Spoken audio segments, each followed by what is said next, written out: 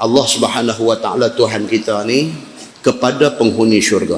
Apabila Allah menampakkan diri dia, itu nikmat besar yang diterima oleh penghuni syurga.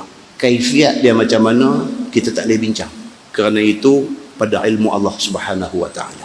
Apabila Allah tanya kepada penghuni syurga, mau dak hampa aku nak bagi dekat hampa satu nikmat yang paling besar.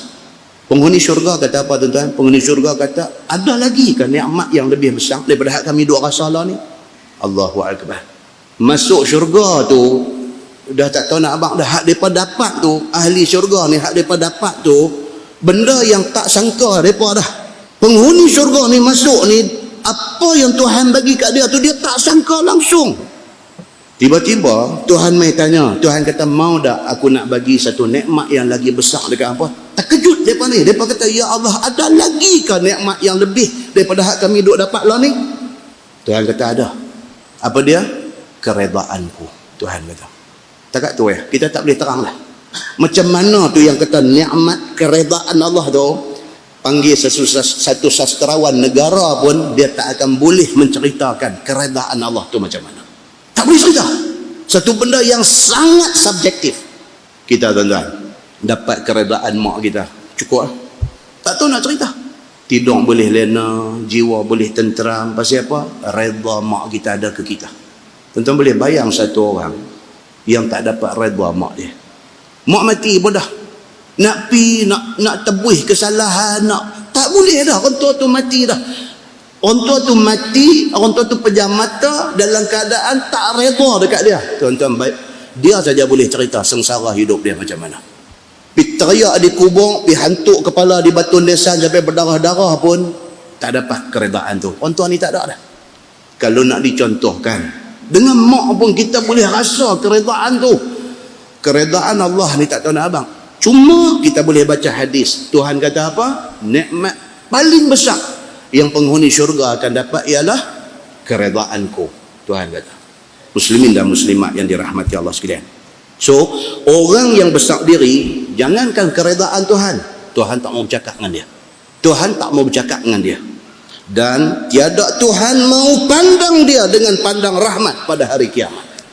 Tak mau bercakap pun dah cukup dah. Satu seksa dah. Tuhan tak mau tengok dia. Kita, mak kita tak mau bercakap dengan kita. Kita tak elok makan apa dah. Mak kita tak mau tengok muka kita. Tak ada makna kita hidup atas dunia ni. Ni, ini beritahu. Tuhan tak mau tengok ni muka orang-orang yang besar diri ni. Tuhan tak mau tengok. Dia kata. Demikianlah tersebut di dalam hadis yang diriwayatkan daripada satu sahabat Nabi sallallahu alaihi wasallam, nama dia Abu Hurairah radhiyallahu anhu. Sabda Nabi sallallahu alaihi wasallam, "Salasun la yukallimuhumullahu yaumal qiyamah wa la yuzakkihim wa la yanzuru ilaihim wa lahum azabun alim." Apa dia? Maksudnya ada 3 orang yang Allah tidak akan berkata-kata dengan dia pada hari kiamat. Bahkan Allah tidak akan cuci dia daripada dosa. Bahkan Tuhan tidak akan tilik, tidak akan pandang dia dengan pandang rahmat kesian pada hari kiamat. Dan bagi mereka itu azab yang sangat pedih. 4 benda dia kena, tuan-tuan. Apa dia? Yang pertama, la yukallimuhumullah. Tuhan tak mau cakap. Itu pun dah satu seksa dah. Yang kedua apa dia? Wala yuzakkihim. Dia berdosa. Tuhan tak mau cuci dia daripada dosa. 2. Yang ketiga apa dia? Wala yanzuru ilaihim. Tuhan tak mau pandang muka dia dengan pandang rahmat kesian. Yang keempat apa dia? Walahum azabun alim. Kena azab yang cukup pedih. 4 hukuman kena bertubi-tubi atas dia. Tuhan tak mau bercakap, Tuhan tak mau tengok dia, Tuhan tak mau bersih dia daripada dosa, Tuhan nak bagi azab dekat dia. Maknanya apa tuan-tuan? Cukup teruk lah. Ni 3 golongan dia nak abang ni cukup teruk. Siapa dia 3 golongan itu? Sabda Nabi sallallahu alaihi wasallam, yang pertama syaikhun zanin, yang kedua wa malikun kazzab, yang ketiga wa ailun mustakbir. Ini 3 golongan. Kita jangan jadi 3 ni. Apa dia? Yang pertama orang tua yang berzina. Wal a'yazu billah. Umur 60 duk pi padang besar, duk pi belah siang, duk pi berzina. Akhirat esok Tuhan tak mau bercakap dengan dia, Tuhan tak mau pandang muka dia, Tuhan tak akan bersih dia daripada dosa, Tuhan akan pastikan dia kena azab pedih.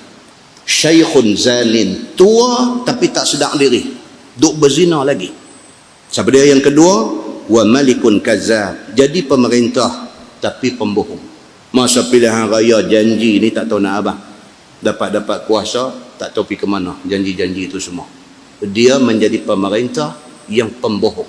Itu sebab pilihan raya dalam Islam ni tuan-tuan, kalau nak tulis dalam manifesto tu fikir habis-habis, kita boleh buat baru kita janji. Kalau tidak, habis. Masuk dalam kumpulan, Tuhan tak mau bercakap, Tuhan tak mau tengok, Tuhan tak mau bersih daripada dosa, Tuhan akan make sure dia kena azab pedih. Siapa dia? Malikun kazzab, pemerintah yang tipu rakyat. Dan yang ketiga, wa'ailun mustakbir, iaitu orang fakir yang besar diri. Sepatutnya miskin dia kena rendah diri. Pasal apa? Pasal dia sedar diri dia miskin. Sudahlah miskin, sombong. Oh, ini karut. Kalau dia kaya, dia sombong, at least ada alasan untuk dia sombong. Pasal apa? Pasal dia kaya.